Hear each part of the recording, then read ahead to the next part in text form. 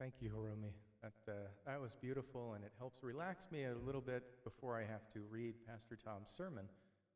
So, may the words of my mouth and the meditations of all of our hearts be acceptable unto the Lord. One young fellow listened very intently to what the pastor was saying one day. Afterward, he asked his father, "What was the pastor saying about ducks?" His father said, "I don't remember he said anything about ducks." The boy said, "Oh, yes, he did. He said that life is a pair of ducks." "Oh," his dad replied, "you mean paradox." I think he was talking about two medical doctors, but I'm not sure what he said about them. Well, let me refresh your memory. A paradox is a statement that sounds contradictory, but actually it holds an abundance of truth. One of the best known paradoxes is found in today's lesson from Mark. Jesus says, "Whoever wants to save his life will lose it, but whoever loses his life for me and for the gospel will save it." It sounds contradictory. Whoever loses his life will save it? And yet, these are some of the truest words ever spoken. Einstein once said, "The closer you get to the truth, the more abstract and unrelated your thoughts become." Now, I think what Einstein is saying is that truth is often not simple, and it requires a deep understanding of the underlying concepts and principles. As we gain a deeper understanding of the truth, we must be willing to let go of our preconceived notions and embrace new ideas that may seem unrelated or abstract at first. This is the only way to truly understand the world around us. The idea that truth is often complex or abstract is something Jesus recognized. But I think there's one more way he would describe it. It is simple. Our intuition tells us that, doesn't it? We may have a hard time explaining it out loud, but our gut knows it instantly. Whoever loses his life for me and for the gospel will save it. There are three paradoxes that permeate Christ's teachings that I would like to lift up today. These paradoxes are critical to an understanding of the abundant life that Christ promised. They are as complex and abstract as they are simple. If you do not understand these paradoxes and base your life around them, you will be like a person trying to build an airplane without any understanding of the basic principles of physics. These paradoxes are at the heart of victorious living. We talk about the building blocks of life. Let's call these paradox blocks. The first paradox block is this: anything you save will be lost. Years ago, Bishop Reuben Job told about an experience in his own life. He said, "One day, a couple of years ago, I picked up one of my sons who was 14 years old and competing in a track meet. As a busy father, I wasn't there, but probably should have been, when he ran the race. But I was there to pick him up. As he came out of the gate, I could see that he had not won. You can tell the difference between a winner and a loser. That morning, he had left and said, 'Daddy, I feel great. I had a good night's sleep. I'm training, and I feel like I really will do well today.' He doesn't often do well, and I think he's only won 2 races in the last 10 years. And that day, as he came to the car, I could see that it had not gone well. I thought we could get it over with, and I said, 'Son, how did you do?' And he replied, 'The worst I have ever done.' I said, "What went wrong? You thought you would do better." He said, "Well, you see, Daddy, it's like this. I run the 330, and in the junior high where we go, we train on a 330-yard track. Here today, the 330-yard track was staked out on a 440-yard course, and I misjudged the race. I started off easy, saving myself, and I started running real hard too late. The race was over too quickly, and when the race was over, I had too much left. I hadn't used all I had." This is a parable of life. The tragedy of our lives, when all is said and done, is not that we have received too little, but that we will have given too little. Many of us will get to the end of life and confess, "I didn't use all I had." Anything that is saved in this world will be lost. Isn't that the meaning of the parable of the talents? The servant took the 1 talent and buried it in the ground. The other 2 servants put their talents to work. Anything you save in this world will be lost. Isn't it sad when you read about someone who has died and left a big fortune with no children or grandchildren or nieces or nephews to profit from their life's work? Doesn't the question come to your mind, did they enjoy their wealth while they had it? It is a cliche, of course, to say you can't take it with you. But what good is it if you hoard it right up until the end? Anything you save will eventually be lost. That's also true about relationships. The saddest words we hear at a funeral are, "I wish I had done more for him or her while there was time."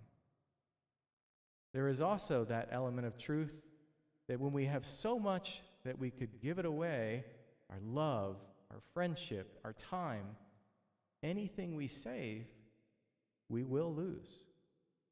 That's true of all aspects of life.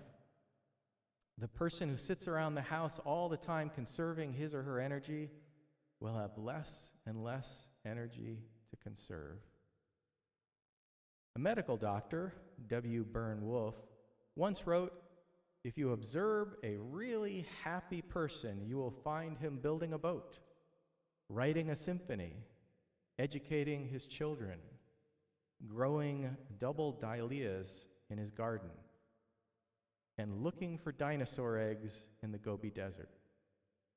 To find happiness, we must seek for it in a focus outside ourselves. It is the person who has a purpose for living. It is the person who is giving of himself or herself who is the happiest. Anything that you save, you will lose. Now that brings us to the second paradox, and it's related to the first. Anything you share, you will regain. Think about that for a moment. Anything that you share, you will regain. We were created for sharing. Would you like to spend a miserable day? Go to an amusement park by yourself. Ride the rides by yourself. See the shows by yourself. Now, there's a sense in which solitude is a marvelous thing, and we all need to spend some time alone.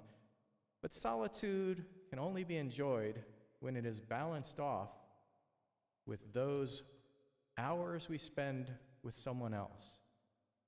And there are some experiences which simply cannot be enjoyed by oneself. We were created for sharing. Wouldn't it be sad to have a beautiful painting hanging in your house, a Rembrandt or Picasso, and never show it to someone else? How absurd to read about someone who has an expensive painting and puts it in a vault and never brings it out. Of course, they might do that for investment purposes, but then it is just like stocks or bonds. It is not a work of art for that person. A work of art would need to be shared. We would want to say to our neighbors, "Come, see what I have." We would like visitors in our home to admire this beautiful object. Anything that we share, we will regain. We who are parents know that the greatest blessing in life is not a gift our children can give us. It is what we give to them that really brings us happiness. If we could only know that all the people on this earth are our family, then we would understand that always what we give is ultimately restored to us. We were made for sharing. We certainly ought to know that in the church. The story is told about a giant bridge that was being built across a portion of New York's harbor. Engineers were searching for a place where they could rest the mighty buttresses for the bridge. But they discovered a daunting obstacle in their way. Deep in the mud lay an old sunken barge full of bricks and stones. It had to be moved, yet in spite of every device used, it remained firmly embedded in the mud. At last, one of the engineers conceived an idea. He gathered other barges around the sunken barge and chained them to the sunken vessel while the tide was low. Then everyone waited. The tide was coming in. Higher and higher rose the water. And when it did, all the barges rose too, including that old boat,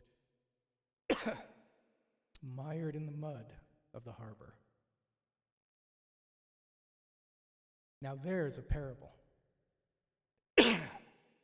Chained together by the love of Christ, lifted by the power of God, but experiencing the blessings of our Christian faith only as we share it together. If we refuse to be yoked together, there can be no lifting power. Anything we save, we will lose. Anything we share, we will regain. Here's a third paradox. Anything you surrender to God will be blessed beyond imagination.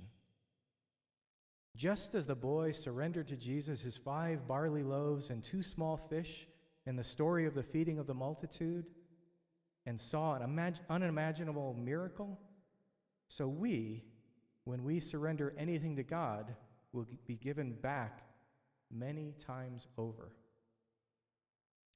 There is a little children's book about a couple in Sussex, England, who were buying a new teacup.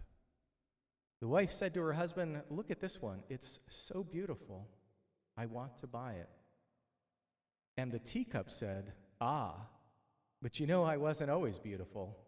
Now in a children's story, the teacup can talk, and the couple isn't surprised, so they simply asked the teacup what it meant. The teacup said, "Originally, I was just a soggy, ugly, damp lump of clay. They put me on a wheel, and they started turning me until my head became dizzy. Then they started to poke and prod, and it hurt. I cried out, 'Stop!' But they said, 'Not yet.' At long last, they stopped the wheel and put me into a furnace. It became hotter and hotter until I thought I could no longer stand it, and I cried out, 'Stop!' But they said, 'Not yet.' Finally, they took me out of the furnace, and someone started to put paint on me, and the fumes from the paint made me ill. It made my head swim, and I cried out, 'Stop!' But they said, 'Not yet.' When at long last they had finished painting, they put me back into the furnace, and it was hotter than before. And I cried out, 'Stop!' And they said, 'Not yet.' Finally, they took me out of the furnace, and after I had cooled down, they placed me on a tabletop in front of a mirror. I remembered myself as a soggy, ugly, damp lump of clay. When I looked at the image in the mirror, I lost my breath and I said in amazement, I am beautiful. And then I knew that it was only the pain that I went through that had made it possible for me to be beautiful. What a parable. Whatever we surrender in our pain, our failures, our sins, will somehow be blessed by God and transformed.